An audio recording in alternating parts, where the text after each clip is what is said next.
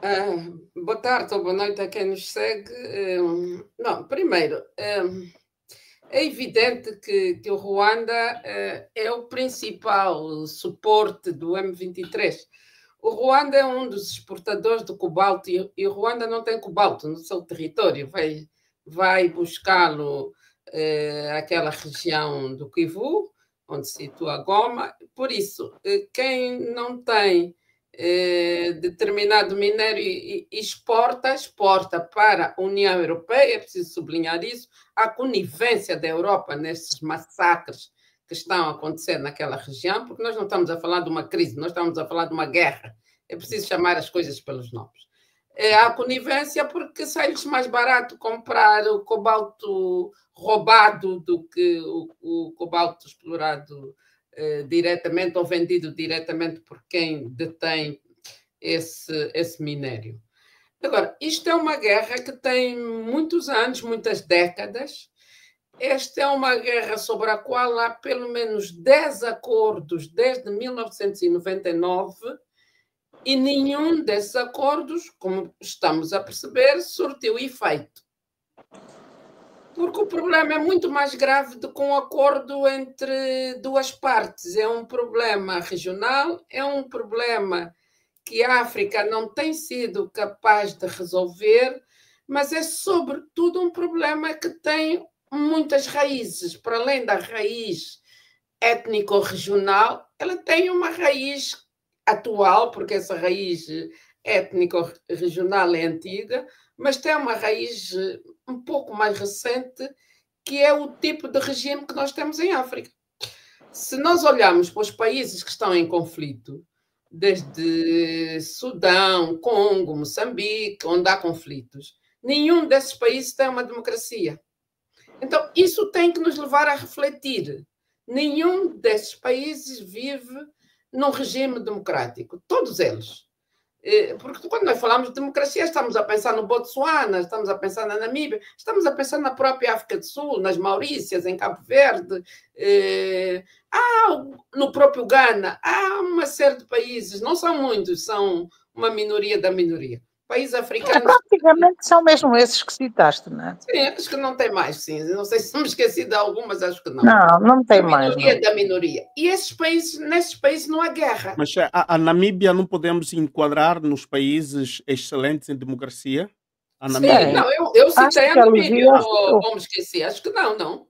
Não, citaste. Okay, enquadramos talvez a Tanzânia e a Zâmbia. Sim, também. Sim. Agora, os países que têm conflitos, todos eles, sem exceção, são ditaduras ou autocracia. Aqui é um padrão, já, para identificar. E o problema é que a União Africana não assume isto como problema.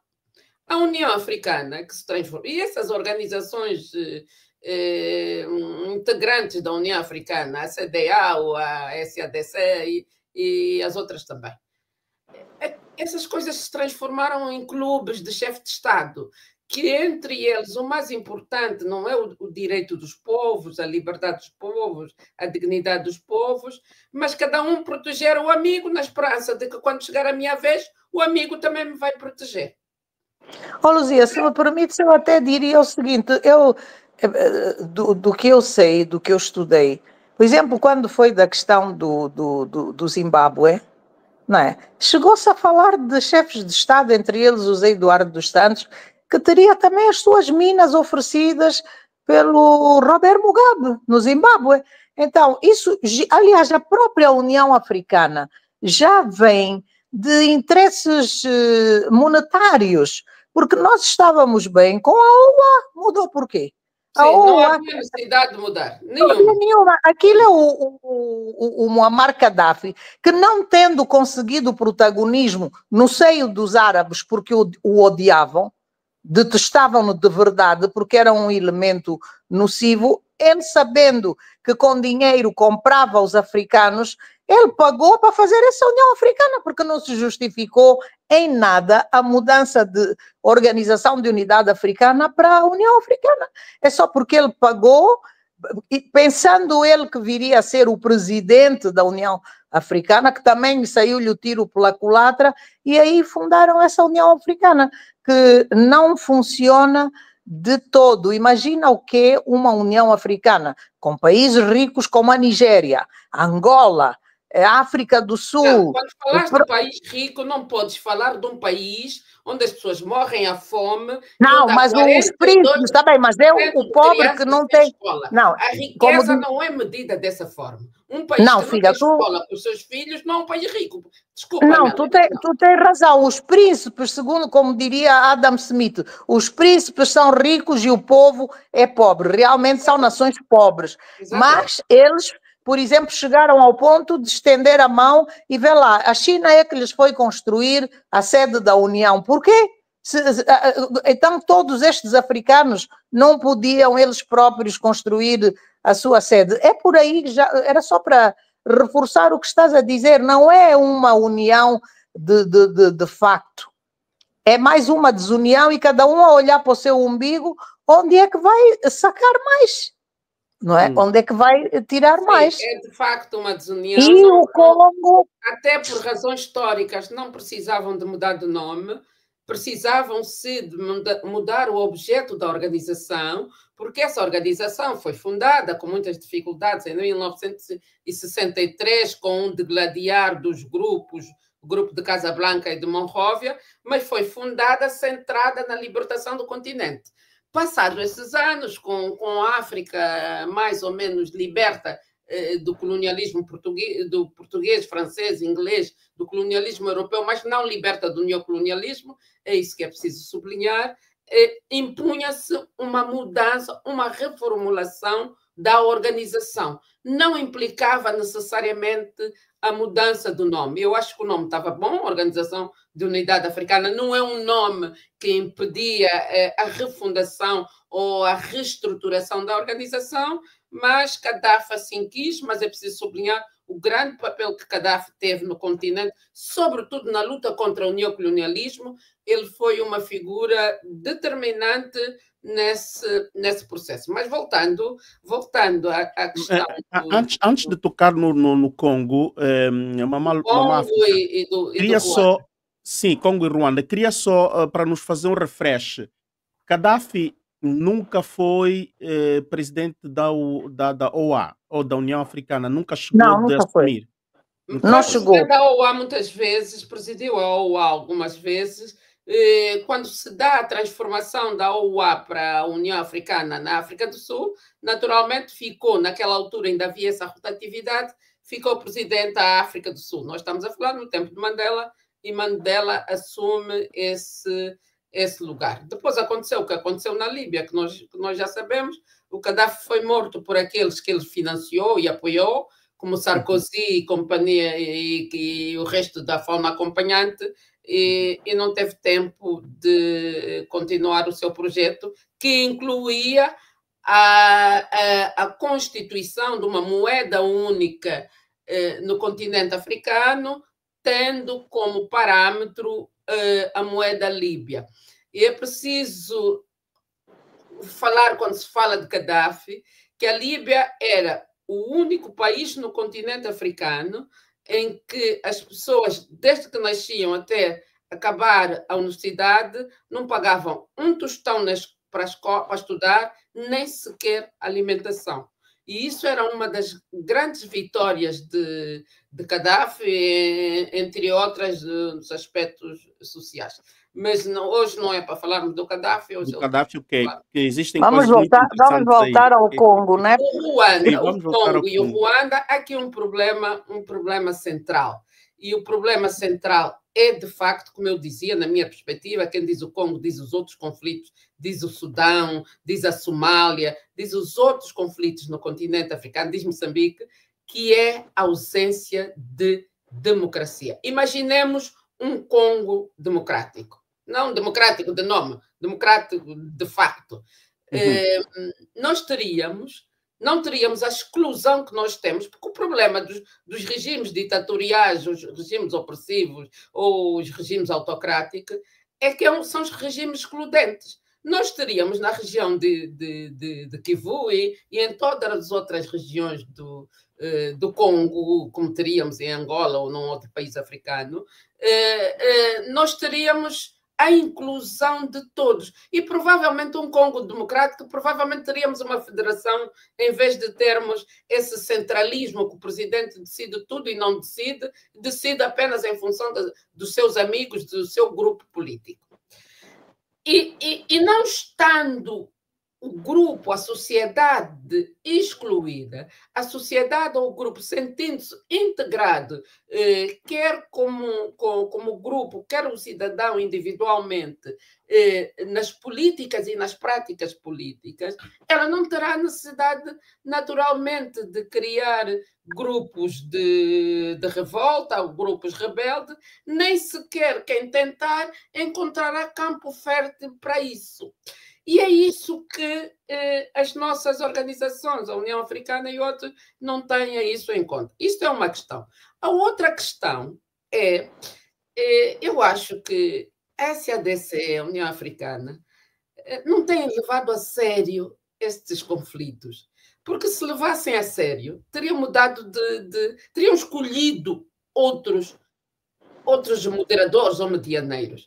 Imagina, nós temos esse conflito, essa guerra que deflagrou há uma semana, sensivelmente. Para este conflito entre o Ruanda e o Congo, há dois moderadores. E esses dois moderadores não falam um com o outro. Não há nenhuma notícia que eu saiba de que João Lourenço e William Ruto tenham se encontrado para... Se os dois são mediadores do mesmo conflito, o mínimo que devia haver é concertação, o mínimo. Mas vozes dizem que Ruto é muito mais por Kagame, não é? E o João Lourenço por Mas então nenhum deles serve para moderador, porque o moderador não... Então, a Luzia tem razão. Dois antagonistas, como é que vão moderar essa questão? Aliás, o problema... Álvaro, o Ruto, na segunda-feira desta semana, da semana que passou, que acabou ontem, convocou, e diz ele em conferência de imprensa, que telefonou para o Kagame e para o Tshisekedi, e que eles teriam confirmado uma cimeira, a participação numa cimeira convocada por ele na quarta-feira. Isso disse o Ruto na segunda-feira. A cimeira foi online, o que significa que ninguém precisava de estar a poluir o ambiente e gastar avião e etc, etc e mais. Mas da região do leste, de que o Congo também faz parte, da organização de que o Congo também faz parte, o Congo é aquele país que pode estar em todas as organizações regionais. Apareceram todos online, menos Tshisekedi. E Tshisekedi não apareceu por quê? Porque estava em Luanda com João Lourenço. Qual é a ideia, qual é a mensagem que se transmitiu? Que Tshisekedi é uma espécie de quilessa de João Lourenço. Não é possível construir paz desta forma. Se aqueles Mas, Luzia, isso é cultural. Porque desde o Kabila, né? Que vinham sempre buscar... Vinham buscar de um país tão grande. Quantas vezes o Congo engloba Angola? Talvez 3 ou 4. Em termos de minério. Tão mais tudo. E vinham sempre aqui... Estão mais avançados em termos científicos, estão mais avançados em... Exatamente. Agora, só na política é que não estão avançados, né? Como é que esse Congo se submete a um João Lourenço? Exatamente. Como é que isso é possível? Olha, eu por acaso é engraçado, Luzia, eu li o livro da senhora Margareta Anstey e ela... Não, Margareta, não sei porque agora que estou pensando. Não, do Tom Burgess. Tom Burgess é aquele escritor que é jornalista famoso também, inglês, que escreveu sobre a pilhagem da África, da África mineral. E ele, sobre o Congo, ele disse uma coisa extraordinária. Se os políticos congoleses tivessem a classe dos músicos congoleses, não haveria em África governo melhor. É que tu tens uma data de delinquentes no lugar de políticos. Eu lembro-me até li um livro do Che Guevara, que esteve aqui em África na década de 50 para 60, ele vinha para expandir a guerra dele, né, do proletariado, aquelas ideias dele de esquerda, terroristas também, que ele defendia. E veio para... os povos escravizados e oprimidos. Eu não chamo muito de solidariedade, que eu não gostava dos métodos de Che Guevara. Ele usava sempre os negros para... mentia que iam para a Rússia estudar, e quando os rapazes davam conta, estavam a morrer aqui nas florestas do Congo. Esse livro intitulou O Ano em que eu estive em parte nenhuma. Sabes porquê? Ele veio para o Congo, os cubanos foram massacrados, e o tal de Kabila nunca compareceu. Ele escreveu depois que ouviu dizer que o Kabila andava nas farras, o Kabila pai, mas nunca compareceu, nunca se encontrou sequer com Che Guevara. Não são políticos sérios que consigam levar essa situação. Mas o Che Guevara, ele morre numa era em que já não era de Kabila. Estou-te a dizer que ele esteve aqui no Congo. Ele esteve no Congo, o presidente era o Mobutu, mas, portanto, o ponta de lança, quem ele iria utilizar ou escolher para fazer a sua revolução no Congo, estão a perceber, seria o Kabila, esse Kabila pai. Que, no entanto, a história do Kabila, porque nós, a minha geração... E ele não comparece, então, esse exército que o Che Guevara reuniu, mentindo às famílias, que os jovens iam estudar na época União Soviética, mas quando acordaram estavam... Na União Soviética. Muitos foram estudar na União Soviética, sim. Muitos. Não, mas quando ele recrutou... Muitos quadros desses movimentos de libertação... Luzia, vê se me entendes, mas quando ele recrutou os homens para virem especificamente para o Congo, para combater o regime do Mobutu, o que ele disse aos pais é que esses rapazes iriam. Não estou a dizer que muitos não foram, mal e porcamente, podiam ter estudado, no caso... Não, a União Soviética... Eu considero, porque nós, por exemplo... E a Rússia continua até muito boa.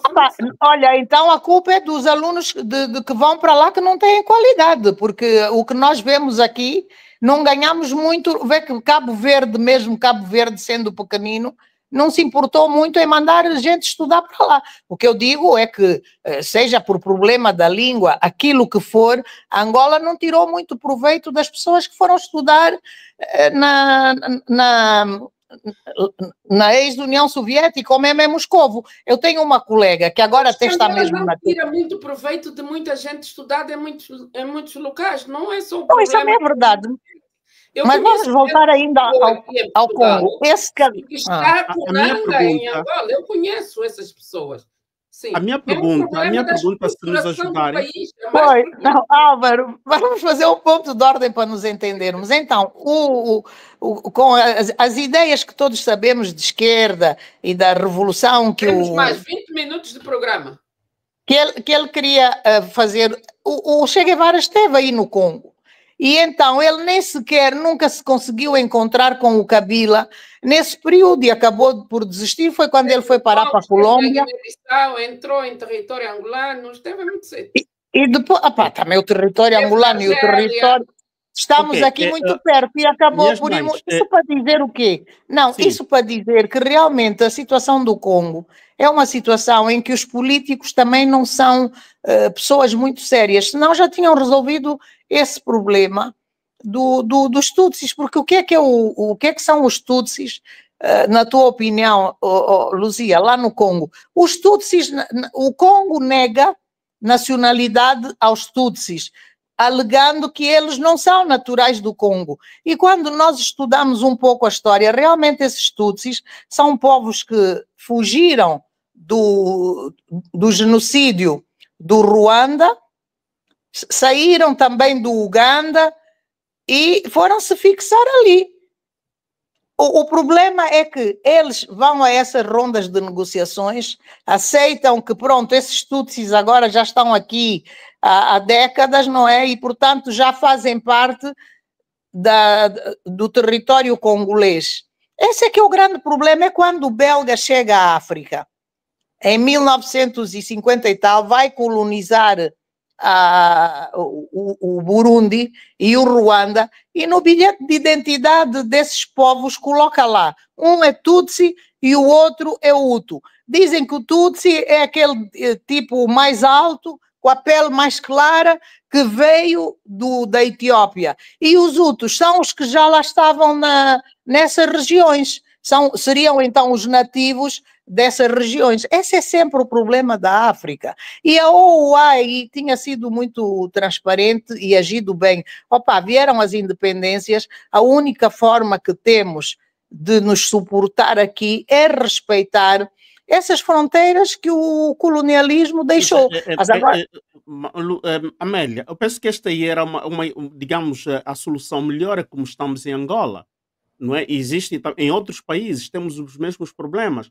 Existem os mukongos de Angola, existem os mukongos do Congo, e não existe guerra entre Angola e Congo do por causa Gabão, desta dos população. Camarões, da Zâmbia. Opa, mas lá essa guerra existe. O Congo vai da Zâmbia até os Camarões, né? Até uma parte dos Camarões. Dos Camarões. E não existe guerra entre esta população.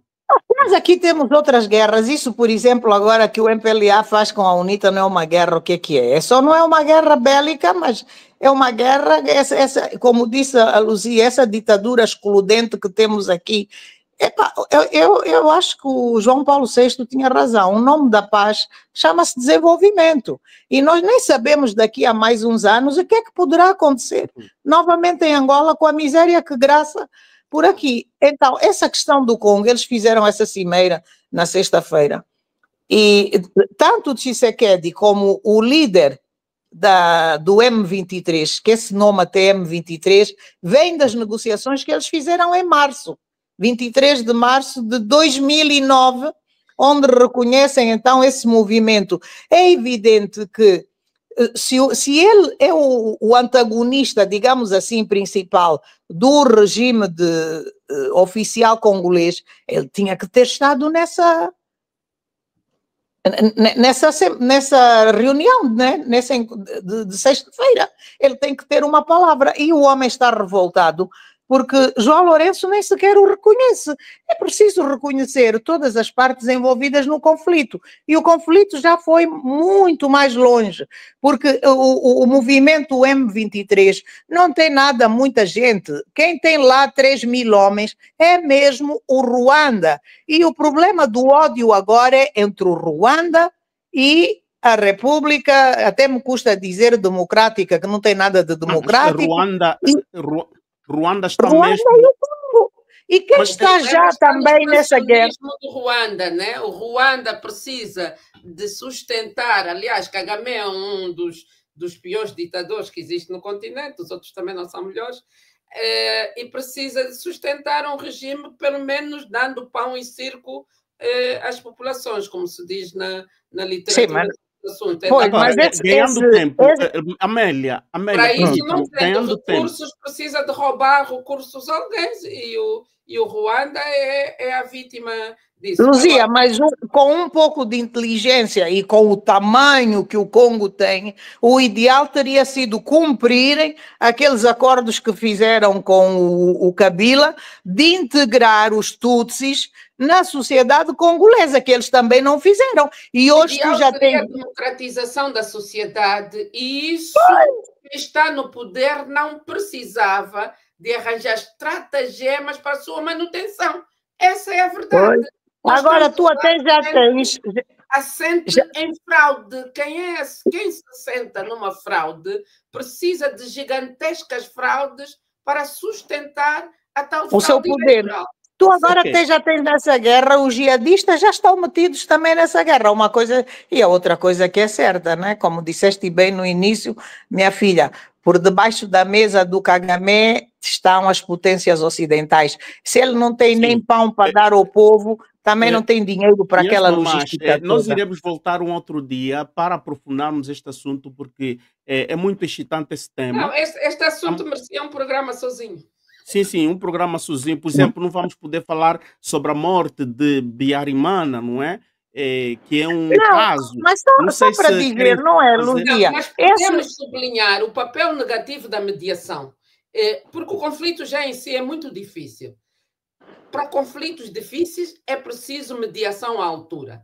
Agora, nem João Lourenço, nem Ruth William não estão à altura desse papel. Não estão à altura desse papel, justamente pelo que tu disseste. Essa mania de excluir os outros. Eles têm que aceitar. Campeão da paz. João Lourenço não é campeão de coisa nenhuma. Se for campeão de alguma coisa, é campeão da miséria. E nada mais. Não é campeão. Quer dizer, atribuir o título de campeão da paz ao João Lourenço, que é incapaz de conversar com o colega que está a mediar o mesmo conflito, é o mesmo que eu pegar e atribuir um título de melhor marido, melhor pai do mundo ao indivíduo que espanca a mulher, parte-lhe o braço, enche-lhe o olho, e ele é o melhor pai do mundo porque cuida bem dos filhos. Não, mas cuidar bem dos filhos implica, primeiramente, cuidar bem da mãe. E são a busca desses títulos que só servem para propaganda que agem esses mediadores enquanto o povo está a sofrer. Já há mais de 700 mortos, há mais de 3.000 feridos e andam a ostentar títulos aos quais não têm nenhum direito. E isto é, em parte do problema do Congo e de outros processos. É a mediação. A parte do problema do Congo é mesmo essa mediação. Que, portanto, os dois não se dão e ainda excluem. Não é a causa. Não estou a dizer que é a causa, mas é parte do problema. É parte do problema. A minha provocação que eu deixo para vocês, quando voltarmos para falar deste assunto, é que Angola implicou-se muito neste caso do Congo desde a fraqueza de Mobutu. Angola tem dominado a política congolesa. Isto queremos vos ouvir na próxima. Não diria que eles não dominam nada. Nem a política nacional dominam. Angola menos é intruso. Estão inclusos, mas é como disse Álvaro, mas é o que diz a Luzia, estão inclusos de forma negativa, né? Sim. De forma muito negativa. Tanto que essa tentativa no Quênia, tentativa no Quênia de resolver o problema já excluiu os dois. O João Lourenço já não participou. Não, porque auto-excluiu-se e obriga o outro, obriga, entre aspas, a não. Aliás, na cimeira da SADC, o João Lourenço podia ter um argumento de não ir à cimeira da África Oriental. Não foi a cimeira da SADC, cujo tema central, o único tema de discussão, era o conflito. Como é que o mediador da região não vai à cimeira da região que está a discutir isso? E com isso, como o Quilessa, porque o Tshisekedi, eu não consigo encontrar uma palavra melhor, está transformado em Quilessa de João Lourenço, e isso entrava qualquer tentativa de solução do problema. O Tshisekedi também não vai. Se o João Lourenço não vai, o Tshisekedi não vai. Não há vontade de resolver o problema. Há vontade de tirar partido do problema para fazer propaganda pessoal. Isto é diferente de tentar resolver o problema. Um problema que depois acaba por rebentar com a nossa economia, rebenta com os países vizinhos, né? Falando na economia... Superamos o tema, senão ficaremos uma hora a falar deste assunto.